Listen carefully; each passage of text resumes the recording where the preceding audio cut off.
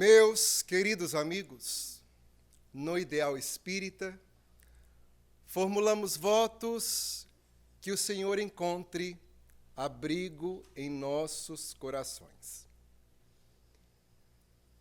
Quando o indivíduo sente algo estranho em seu corpo, invariavelmente passa por 4 fases. O incômodo insistente, permanente, leva-o ao consultório médico. Se for sul-americano, toma primeiro o remédio dos amigos, que não deveria, até apresentar uma intoxicação mais grave, e depois de um período largo de teimosia, finalmente vai ao doutor. E o doutor perguntará algumas questões. Esta é a fase 1. Os sintomas. O que você está sentindo? Doutor, eu tenho tontura. Doutor, eu estou com sede. Doutor, sempre estou indo ao banheiro.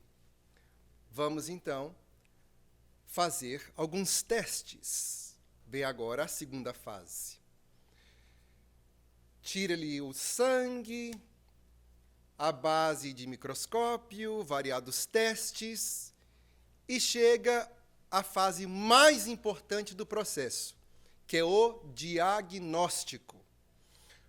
Porque como consertar algo se não sabemos qual é o defeito?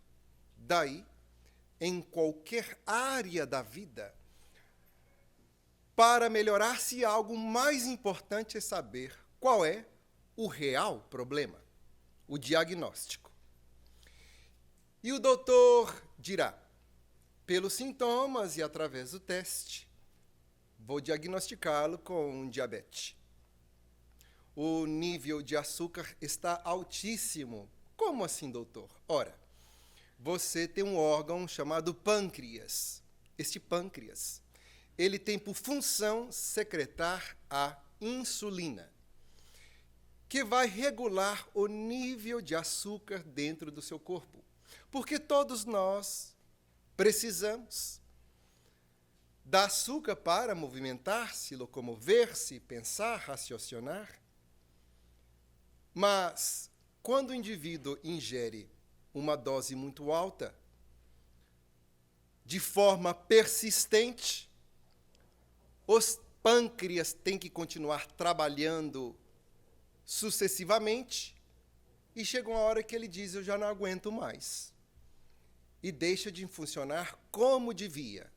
Logo, a açúcar sobe e o sangue fica grosso. E qual é o problema disto? Nós alimentamos porque cada célula do nosso corpo, aproximadamente 70 trilhões, precisa de comer. Mas ninguém em sã consciência olha para as células que compõem o tecido dos dedos e diz, estou vendo que você está com fome. E esfrega um hambúrguer por cima. Nós não esfregamos um pedaço de pão no calcanhar. É o milagre da máquina fisiológica. Ingerimos tudo por um só local e o estômago tem a função de repartir estas substâncias em quantidades e o sangue serve como sistema de transporte de uma cidade, levando as substâncias do ponto A para o ponto B. Mas, se o nível de açúcar fica muito alto, o sangue começa a engrossar, como se houvesse um congestionamento na estrada. E há vasos sanguíneos, entre aspas, estradas sanguíneas em nosso corpo, que são de espessuras tão fina que se a emendássemos de um só organismo, seria o suficiente para dar volta ao mundo. Estes vasos sanguíneos são chamados de capilares. Se o sangue está muito grosso, não passa pelos capilares,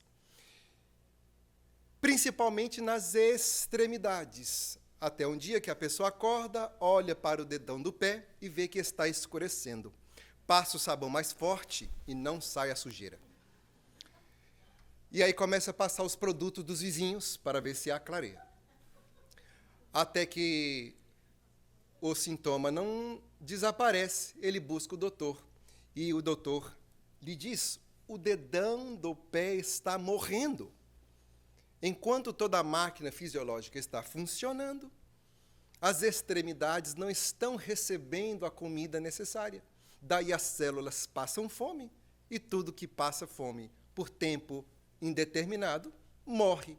Então os dedos estão morrendo.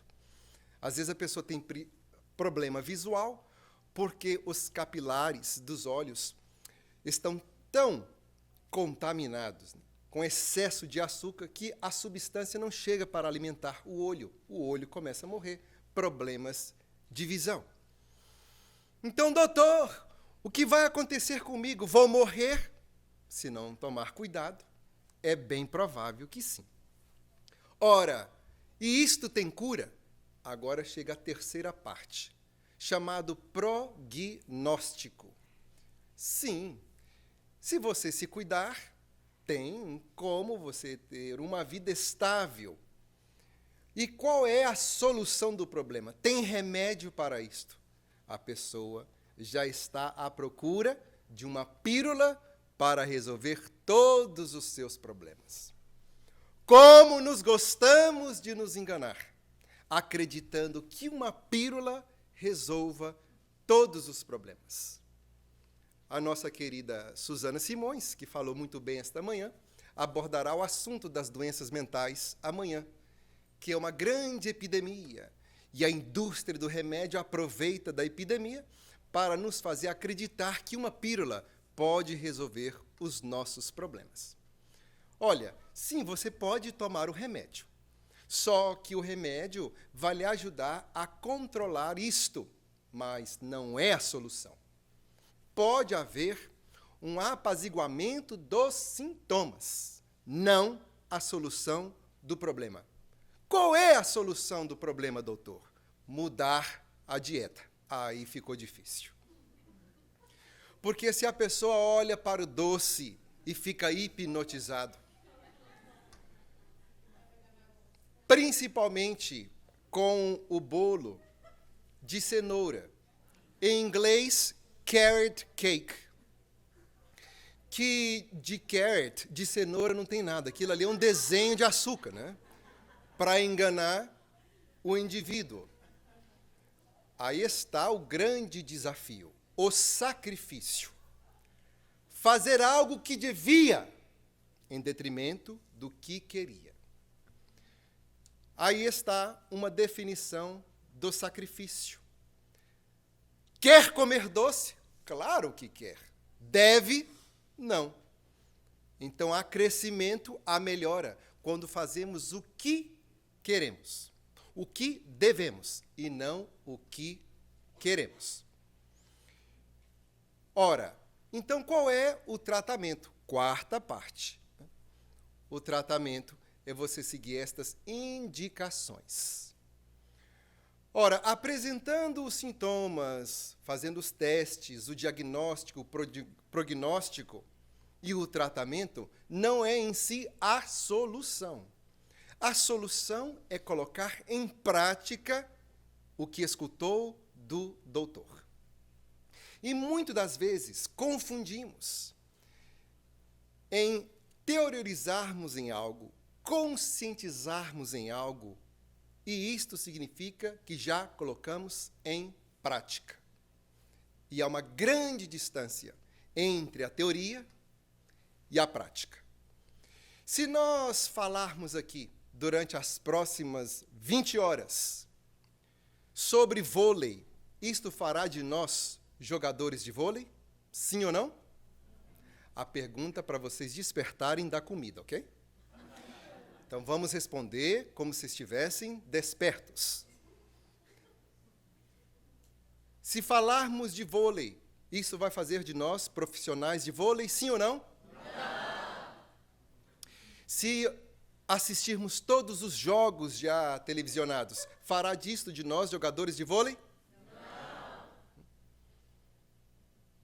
Se estudarmos tudo sobre futebol, isto fará de nós jogadores profissionais de futebol? Não.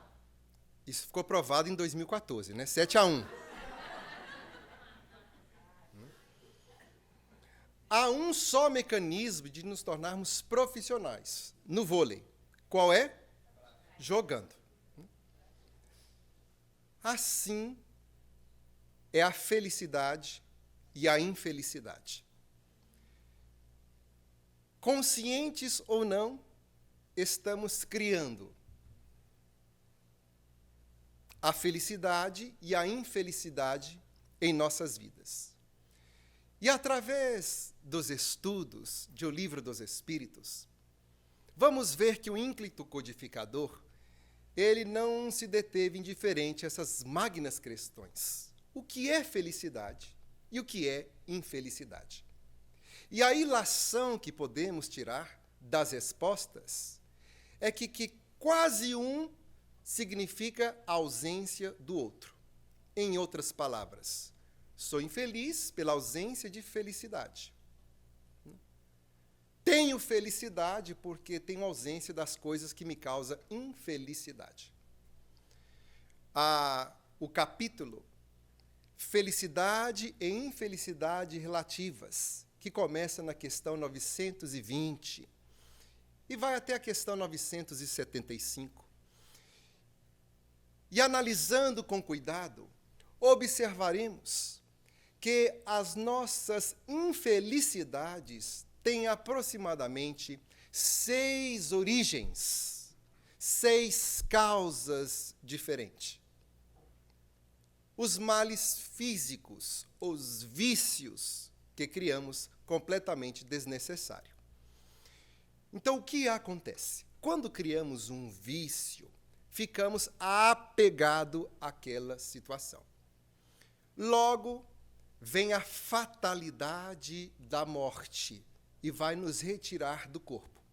Mas se eu estou muito apegado à matéria, através dos vícios fisiológicos, o que acontecerá? No momento do desprendimento, quanto mais preso eu estiver, mais doloroso será o desprendimento. Daí as criaturas viciadas no tabagismo, no alcoolismo, sofrem muito porque não têm o corpo para usufruir do vício. Mas o vício que está erradicado na alma fará com que a pessoa sofra um grande tormento. E câncer no pulmão vem de graça. Não é necessário pagarmos $8,50 por ele. Que durante a semana, se alguém fuma um packet por dia, isto é $60 por semana. $240 no mês. E aproximadamente 1.900 ao ano. Férias para 2 para o Bahamas, com tudo incluído por 7 dias, 1.650.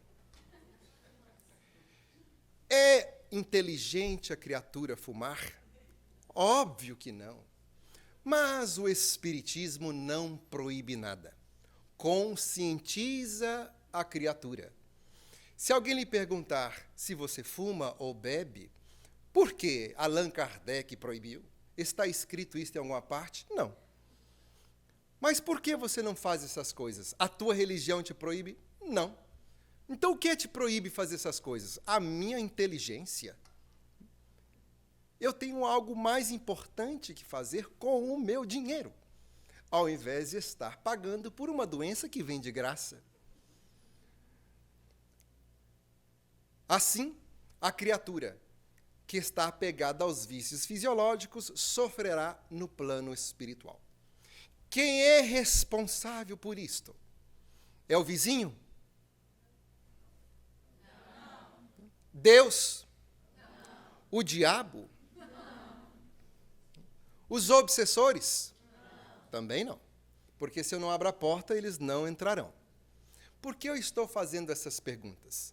Porque adoramos, responsabilizar outros por aquilo que é o nosso papel. A nossa ex-esposa é responsável por isto? É a nossa sogra responsável por isto? Alguns dizem que a sogra é responsável por isto. Te deixa muito nervoso, muito tenso. Como está um pouco calor, vocês acabaram de comer, permita-me um pequeno elogio à sogra. Um genro que amava sua sogra, ele pediu à esposa que queria sair de férias, estavam cansados. E a esposa perguntou, aonde você quer ir? Ele disse, Jerusalém. Quero conhecer aonde Jesus nasceu. E ela disse, mas que coisa mais chata. Jerusalém, não, vamos para a montanha, para as praias. Mas por que você quer ir lá? Ah, mas porque lá eu vou acercar-me do céu. Saber onde Jesus caminhou? Não, não quero. E ficaram numa briga de uma semana. Até que ela disse, sim, vamos, com uma condição, levando a minha mãe. De jeito nenhum. Eu quero acercar-me do céu, não ficar mais próximo do inferno. Morando com ela já é um inferno. Mas se não for assim, mais uma semana. Até que ele cedeu. Foram para Jerusalém. E está ele lá com a cara emburrada, porque a velha estava o tempo todo incomodando. E devido à altitude muito elevada, ela que tinha um problema cardíaco, começou a passar mal e faleceu, pleno Jerusalém. Para a alegria do genro, né? Então, no necrotério, pergunta-se ao genro, o que você deseja fazer com o corpo da sua sogra? Quais são as opções? Você pode deixá-lo aqui ou levá-lo de volta para o seu país. Quanto custa para deixá-lo aqui? $2.500. E para levá-lo de volta, $20.000. Prepara o corpo da velha que eu vou levar. Mas eu não te entendo. $2.500 para deixar aqui, você está disposto a pagar $20.000 para levá-la de volta para os Estados Unidos? Por quê? Sim, exatamente. Porque eu escutei que aqui alguém ressuscitou.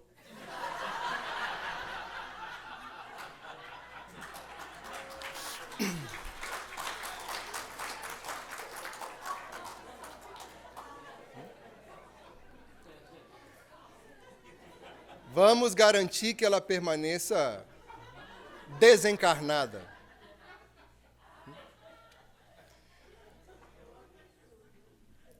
Existem a origem do nosso sofrimento que provém da contemplação da felicidade dos justos. Isto é, quando chegamos no plano espiritual, enxergamos os nossos amigos, familiares, que decidiram tomar a decisão certa, enquanto alguns de nós tomamos a decisão errada. Às vezes vemos alguém muito brilhante, dando exemplo de renúncia, de dignificação, como o Espírito no livro Renúncia, Alcione, e dizemos, era um espírito elevado. Muitas das vezes foram pessoas que ficaram elevadas, porque quando foi apresentada a oportunidade, tomaram a opção correta, quando nós, às vezes, escolhemos a errada. E encontramos com os nossos familiares, amigos de outras reencarnações. E a luz destas criaturas projeta em nós a nossa sombra. Ficamos envergonhados do nosso atraso, e isto gera sofrimento. E muitas das vezes, eles apagam a própria luz para não nos humilhar. Terceira fonte de sofrimento, de infelicidade, os nossos vícios morais. O egoísmo é a mãe de todos eles. A inveja, o ciúme, a preguiça, o ressentimento, a cobiça, o orgulho. Se os possuímos, vai engendrar a nossa infelicidade. Mas, como o tempo é muito curto, não dá para apresentar diagnósticos, muito menos soluções. Mas, numa rápida análise, ainda teremos essas emoções por largo tempo. Sentir inveja, ciúme, despeito, preguiça. Vamos sentir as emoções. Mas, conscientizando-nos, como disse a Suzana, ler, estudar, pesquisar, analisar, dormir com o livro dos Espíritos, comer o livro dos Espíritos. Ficou claro? Vamos aprender a domar estas más inclinações, para não agirmos conforme a nossa emoção. Estamos sentindo algo e vamos, paulatinamente, deixando de agir sob o impacto da emoção. Continuaremos sentindo, porque é uma herança histórica da nossa evolução de ser humano, provenientes da fase animal. No entanto, depois da conscientização, já não há mais necessidade de agirmos sob esta impulsão. Daí a inteligência de Allan Kardec afirmar que o verdadeiro espírita é aquele que doma as suas más inclinações. Não está escrito, é aquele que não sente as suas más inclinações. É aquele que doma. Vamos sentir, mas não vamos agir sob o impulso da emoção. Para que você não se cobra muito dizendo, poxa, eu estou ainda tão imperfeito, atrasado, eu sinto tudo isto. Temos o direito de sentir, mas já não é mais inteligente para nós, espíritas conscientes, agir sob o império destas emoções.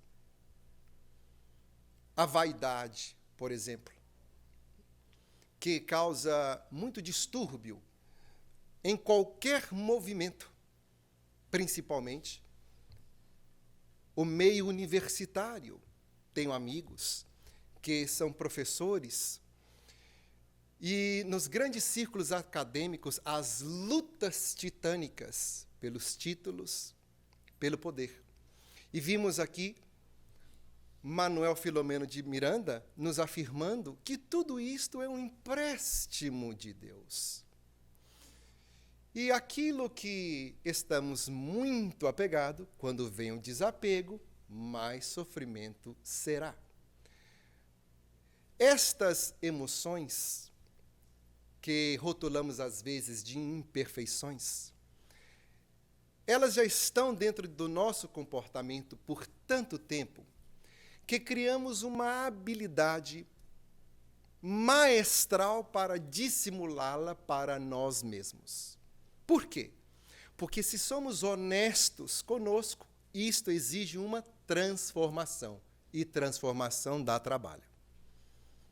Logo, criamos mecanismos de defesa para justificar o comportamento, assim conseguimos prosseguir numa falsa relativa tranquilidade e confundimos muito as virtudes e os vícios.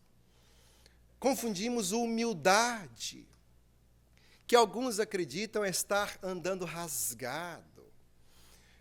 É da nossa tradição cultural vermos alguém com chinelo, faltando um pedaço, com um grampo por debaixo para segurá-lo, e olhamos a pessoa e dizemos, que criatura humilde. E se você chega perto para oferecer ajuda, saia daqui, não preciso de ninguém. Está aí o orgulho. Então, a humildade não está na aparência. É um comportamento mental, uma conscientização de que, por mais que sabemos, estamos longe do conhecimento de tudo. Porque o próprio Viana de Carvalho, pelas mãos de Divaldo Franco, afirma que o espiritismo está adentrando na praia, enquanto a verdade é o oceano. O que é que sabemos? Confundimos estas virtudes.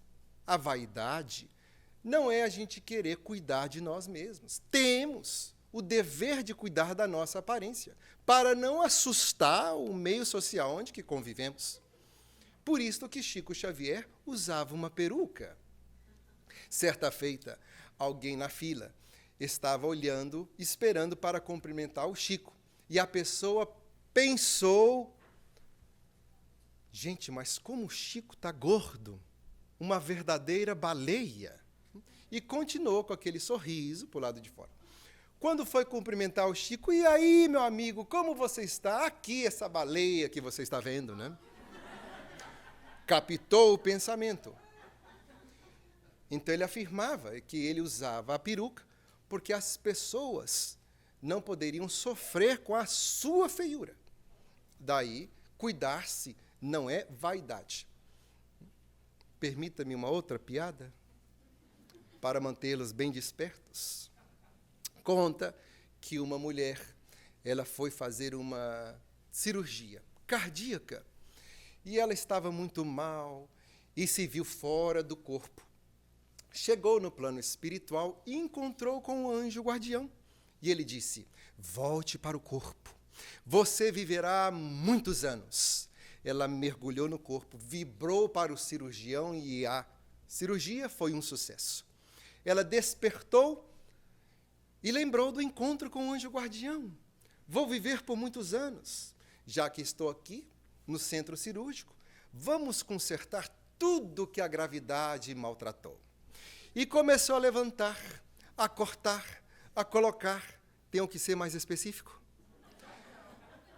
Ela estava aí entre os seus 55 anos e a gravidade lhe houvera feito muito mal. Levantou tudo o que tinha direito, cortou, colocou, e saiu outra 6 meses depois, bem oxigenada, alegre, foi para casa, veio um caminhão, atropelou ela, matou. Ela despertou no plano espiritual, em verdadeiro aturdimento, começou a procurar pelo anjo guardião, ele passou reto, não falou nada. Ela foi atrás, pegou pelo colarinho e disse, você não disse que eu ficaria muitos anos vivendo no corpo? Ele disse, ué, você fez tanta cirurgia plástica que eu não te reconheci para te proteger. Isto não é vaidade. Vaidade é quando a gente acredita ser melhor do que a outra pessoa. E isso nos faz sofrer. Na pergunta 975, temos lá que a ausência da vaidade, do orgulho, dos ciúmes, é o que faz com que os espíritos justos sejam felizes. Daí, qual é a ilação que tiramos disto? Que quando temos, sofremos. No livro Obreiros da Vida Eterna, André Luiz está no encontro de preparação para pessoas que trabalham em centros espíritas. Todo o livro são descrições como grupos trabalham para nos inspirar, nos influenciar. Equipes espiritual do plano de evangelização. Equipe espiritual para poder inspirar os palestrantes. Equipe espiritual para auxiliar nos trabalhos sociais. Então, eles estavam graduando do programa e, para comemoração, iriam receber no plano espiritual a materialização de um espírito. No plano espiritual, uma materialização. Por quê? Tudo em universo são vibrações. E, segundo Emmanuel, as vibrações do universo são tão infinitas quanto o número de planetas. Daí esse espírito recebeu dos outros espíritos uma substância equivalente do nosso ectoplasma para poder materializar. A palestra não é científica, a palestra é espírita, por isso não vamos entrar no detalhe. Daí o espírito Asclépio, ele se materializou para aqueles outros espíritos e cada um tinha uma indagação. Como fazer para trabalhar em equipe se há tanta confusão? O espírito Asclépio abriu um pergaminho, demonstrando que era o evangelho, e dizia, amai os vossos inimigos. E encerrava. Mas chegava outro grupo. Como fazer para inspirar os palestrantes com tantos problemas que eles têm? abrir o Evangelho, observe a nascente do coração. Isto é, todas as respostas estão no Evangelho. O Espiritismo são detalhes de como aplicar o Evangelho, que tem por síntese amar o vosso próximo como a si mesmo. A verdade, ela é simples. Nós é que gostamos de complicá-la. Então, o espírito Asclépio se vai. O André Luiz está tão maravilhado com a elevação do espírito Asclépio, e ele então pergunta ao seu orientador: o espírito Asclépio é a aspiração máxima que nós podemos ser como espíritos? E veja a explicação. De fato, ele é muito elevado. Mas devo confessar que o espírito Asclépio, ele está trabalhando muito em si mesmo para alcançar o nível daqueles que fazem parte da administração da colônia espiritual onde ele mora. Aqueles que fazem parte da administração da colônia estão se esforçando muito para fazer parte da administração do país espiritual. Aqueles que estão na administração do país estão se esforçando muito com eles mesmos para fazer parte da administração do mundo. Aqueles que fazem parte da administração do mundo estão se esforçando muito para fazer parte da administração do sistema solar. Os espíritos que fazem parte da administração do sistema solar estão fazendo muito esforço com eles mesmos para fazer parte dos espíritos que estão na administração das estrelas mais próximas. Aqueles que estão fazendo parte. Já cansaram? Da administração das estrelas mais próximas estão se esforçando muito para fazer parte da administração dos espíritos que dirigem a nossa galáxia. Os espíritos que dirigem a nossa galáxia estão fazendo muito esforço para fazer parte da administração daqueles que dirigem grupos de galáxias. E, às vezes, somos coordenador de uma reunião. E como aquilo sobe para a nossa cabeça. Eu fico muito feliz, tanto quanto a nossa querida Simone, o Marcelo que vai falar, meu grande amigo, a Andreia, o Daniel e o Flávio que aí estão, envergonhados que eles estão me traduzindo, quando eu admiro eles como palestrantes. Estamos felizes com a presença de vocês. Mas o que vocês representam aqui? Dentro do bairro onde nos encontramos? Nada. Se tivéssemos todo o hotel alugado para nos assistir, o que esse aluguel cheio representa para o condado onde estamos? Nada.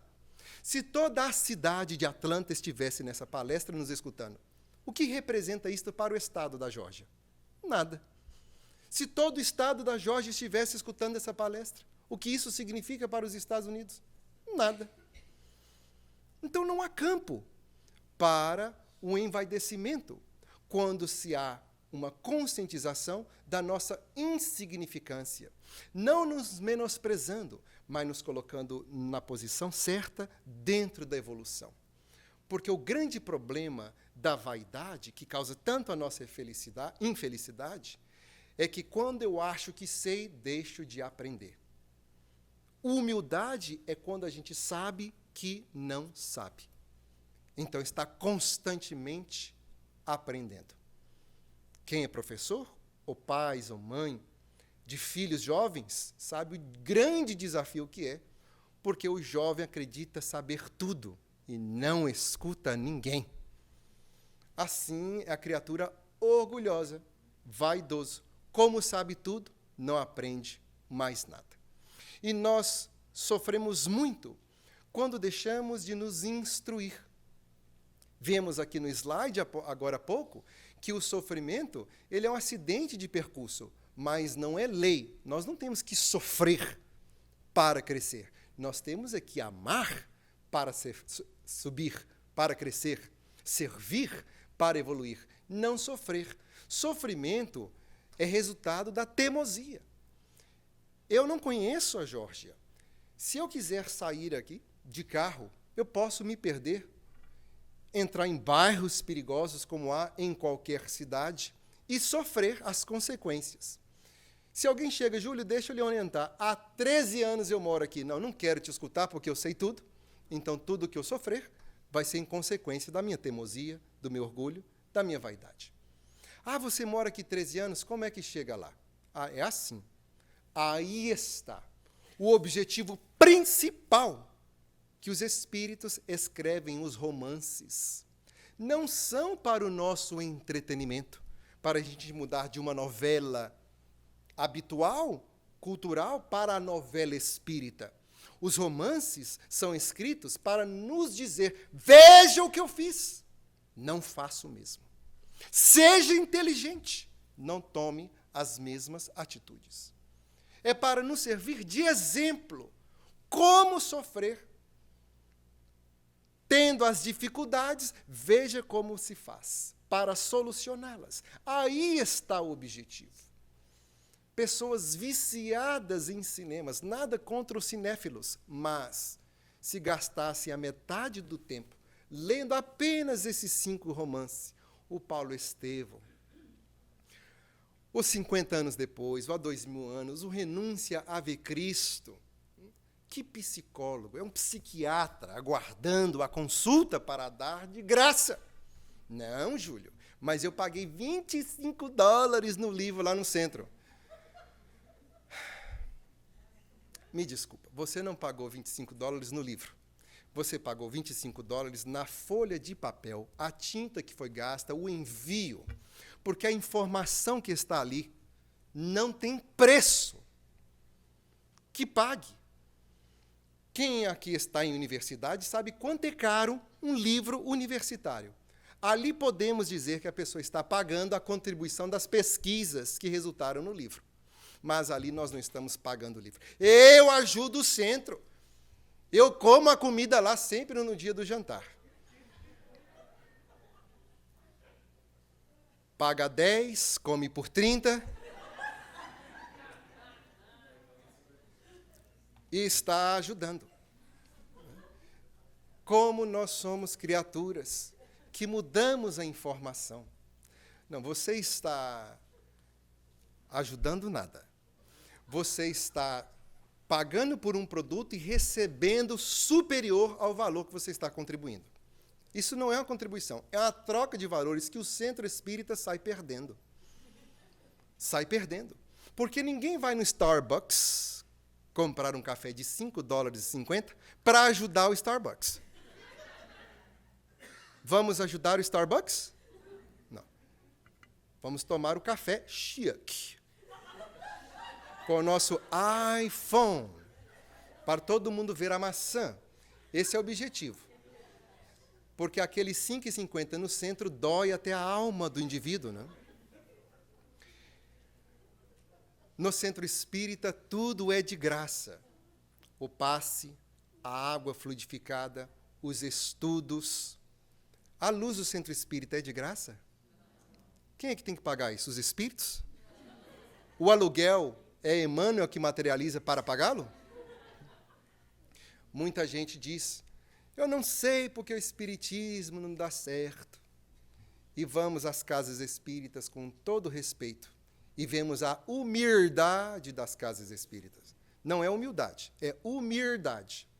Porque, às vezes, vai ligar o projetor, tem que fazer aquele breu no salão, para poder enxergar a luz do projetor. O computador foi o primeiro que o Bill Gates lançou. Windows negativo 2.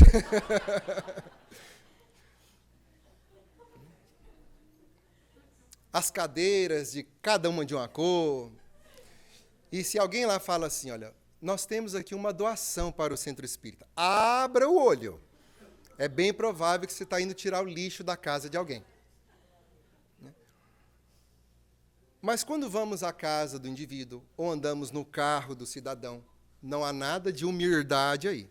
Né? A casa é muito bonita, o carro é muito bom. E não estamos dizendo que para ser humilde tem que andar de ônibus, que isto não é humildade. Se você considera isto humildade, por que não leva o filho para uma escola onde tem que escrever com o dedo no chão? Já que é humildade. Não use laptop. Humildade é quadre e giz eternamente. Não. O plano espiritual tem tudo mais moderno. Né? Ali estamos vendo alguma humildade? É humildade. a verdadeira. Daí, o nosso melhor. Eu vou estar pagando o palestrante? Não. Porque o palestrante, ele é um transmissor de informações. O que estamos fazendo aqui? Nós e meus companheiros de tribuna, a quem agradeço fazer parte. Estamos ampliando a voz dos espíritos que escreveram. Lemos o livro, ampliamos a voz. Então a informação não é nossa. É o microfone utilizando de outro microfone. Estamos pagando alguém? Claro que não.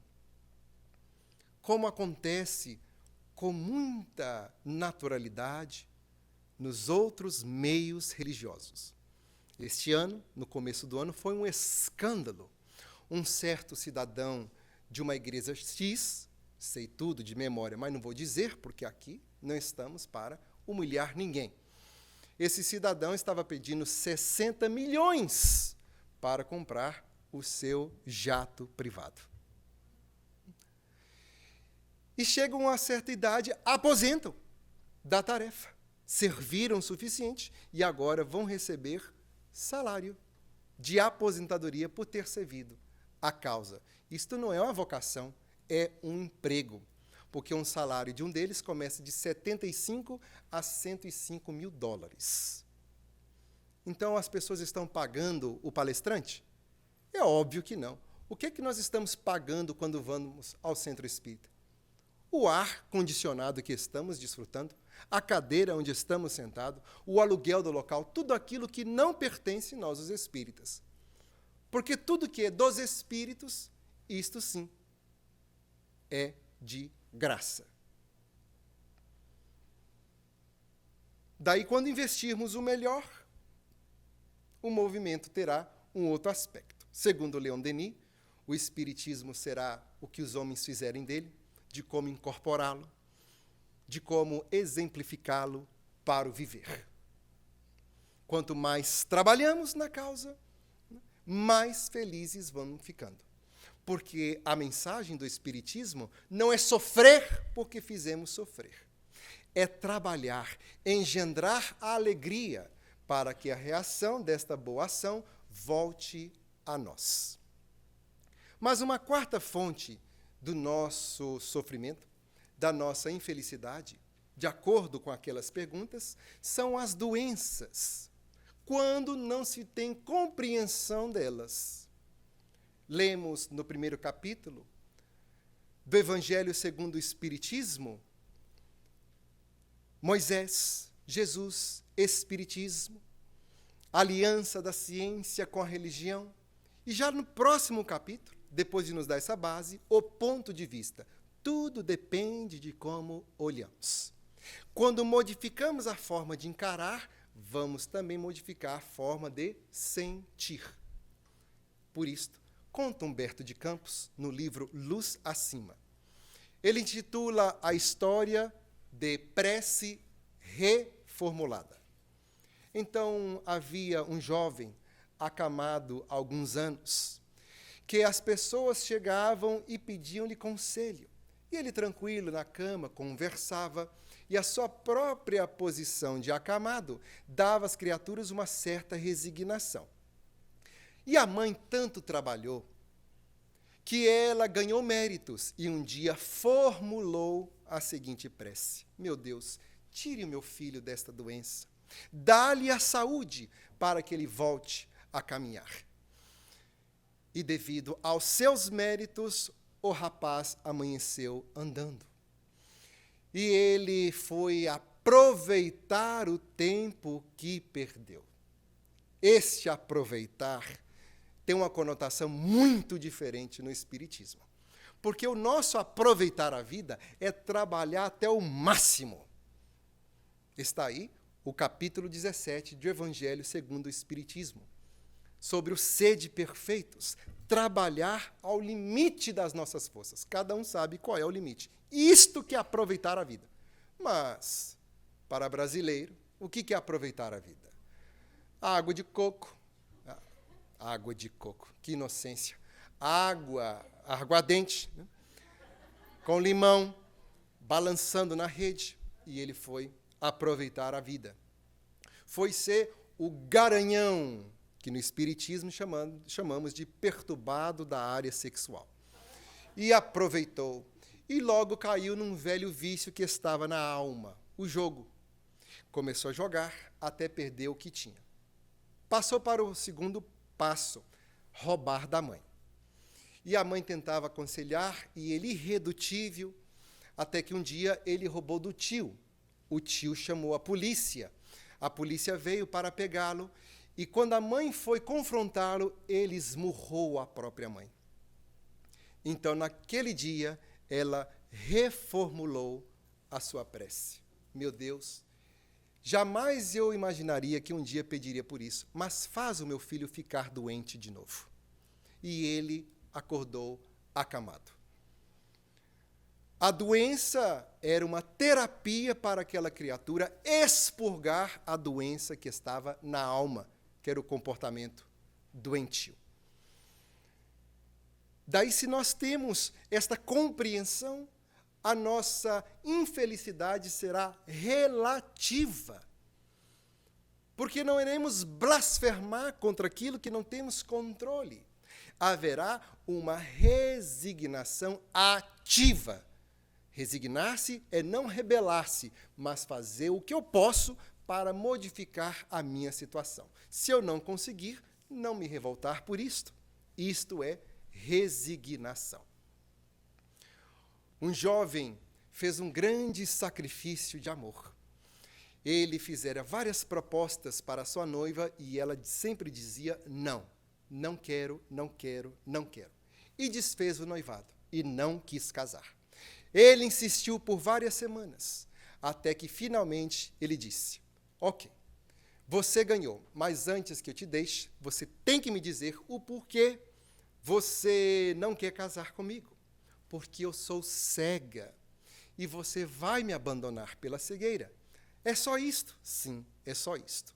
No outro dia, esse jovem italiano despertou às 5 horas da manhã e esperou o sol de olho fixo e ficou lá até o meio-dia, queimando os olhos por 6 horas. Conta Amália Domingo Soler no livro Verdade. E ela, então, narra que no segundo dia ele desperta no mesmo horário mais 6 horas, de frente ao sol. Terceiro, quarto, no quinto dia, queimou completamente as vistas.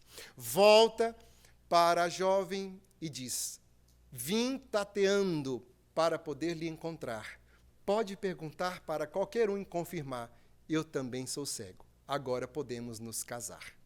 E essa história abalou a Itália de então, porque assim, mortes por sacrifício do amor, mas um ato repentino e não algo tão pausadamente, tão conscientemente. Amália Domingo Soler, ela consulta o seu guia espiritual para saber qual é o drama daquela felicidade, infelicidade relativa daquelas criaturas. E então, o seu guia espiritual vai nos arquivos do plano espiritual para descobrir e volta e comunica a Amália Domingo Soler, que é uma grande espírita tão desconhecida dos espíritos. O espírito, então, afirma que numa passada reencarnação, eles estavam prometidos. O casamento estava marcado, ela saiu com a família para buscar o vestido de noiva, enquanto ele foi de viagem para negócios. Quando ela estava experimentando os vestidos numa loja, caiu um raio dentro da loja e o raio a encegueceu. Quando ele volta da viagem para casar e dá-se conta que ela estava cega, desiste do casamento. Então, ele escreve uma carta ao pai dela, o pai comunica, ela faz um quadro de depressão e morre de angústia. Ele, se dando conta pelo sentimento de culpa, também faz um quadro de depressão e morre aos poucos de angústia, porque sabia que ele fora a causa de sua morte. Mas Com a consciência de culpa no plano espiritual, elabora a próxima existência e promete a ela mesma que faria um sacrifício equivalente para provar o seu amor eterno. Só que o espírito vai além de outros registros e diz: numa outra reencarnação ainda mais longínqua, ela era dona de escravos. E toda vez que os escravos fugiam, ela não os matava, o que fazia para dar exemplo aos outros escravos. Os enceguecia. E ela era de uma crueldade tão perversa que até mesmo enceguecia os pássaros para que eles ficassem cantando ao seu redor e jamais saíram de seu convívio. Assim, ela voltará muitas vezes com o compromisso da cegueira e ele apoiando. Com este ponto de vista, vamos compreender que esta expiação é um processo de expurgação do mal que ela contraiu para si mesma. O tempo é demasiado curto para elaborarmos um assunto tão extenso como felicidade e infelicidade. É um convite para a pesquisa de vocês. Os espíritos, eles, quanto mais evoluído, melhor utilizam do tempo e mais sintetizam informação para a compreensão de todos. Como estamos a caminho da evolução, é muito difícil sintetizar e muito menos utilizar bem do tempo. Por isso é que buscamos o recurso das poesias, que traz toda uma doutrina embutida em versos, como a de Castro Alves, intitulado Marchemos, que narra qual é o objetivo da vida, o porquê nascemos, o porquê reencarnamos, o objetivo da dor e a nossa destinação. Quando ele afirma em seu grande poema intitulado Marchemos. Em outras palavras, caminhemos para a frente. Olvidemos o passado de olho para o futuro, afirmando que há mistérios peregrinos, no mistério dos destinos que nos mandam renascer. Da luz do Criador nascemos, múltiplas vidas vivemos, para a mesma luz volver. Buscamos na humanidade as verdades da verdade, sedentos de paz e amor, e em meio aos mortos vivos somos míseros cativos da iniquidade e da dor. É a luta eterna e bendita em que o espírito se agita na trama da evolução. Oficina onde há uma presa, forja a luz, forja a grandeza da sublime perfeição. É a gota d'água caindo, no arbusto que vai subindo, pleno de saiva e verdor. É o fragmento de estrume que se transforma em perfume na corola de uma flor. É a flor que eterna expirando, cai ao solo fecundando o chão duro que produz, deixando aroma leve, na brisa que passa de leve nas madrugadas de luz. É a rija, bigorna ou malho, pelas fainas do trabalho, a enxada fazendo pão. É o escopro dos escultores, transformando pedra em flores e o mármore em mortal titã. É a dor que, através dos anos, dos algozes e dos tiranos, faz um missioneiro loquaz, transmutando neros rudes em heraldos de virtudes em anjos da paz. Tudo evolui, tudo sonha na imortal ânsia risonha de mais subir, de mais galgar. A vida é esplendor, Deus somente é o seu amor, o universo é o seu altar. Na terra, às vezes, acendem radiosos faróis que esplendem dentro das trevas mortais. Suas rútilas passagens deixam fulgores imagens em reflexos perenais. É o sofrimento do Cristo, portentoso, jamais visto no sacrifício da cruz, sintetizando a piedade, cujo amor à verdade nenhuma pena traduz. É Sócrates e a cicuta, é César trazendo a luta, tirânico e lutador. É Celine com sua arte, ou Sabre de Bonaparte, o grande conquistador. É Anchieta dominando, a ensinar catequizando o selvagem infeliz.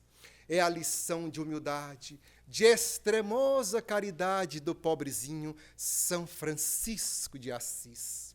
Ó bendito quem ensina, quem luta, quem ilumina, quem o bem e a luz semeia. Nas fainas de evolutir terás aventuras que anseias, nas sendas do progredir. uma eterna voz ressoa, no universo inteiro ecoa, para frente, caminhai.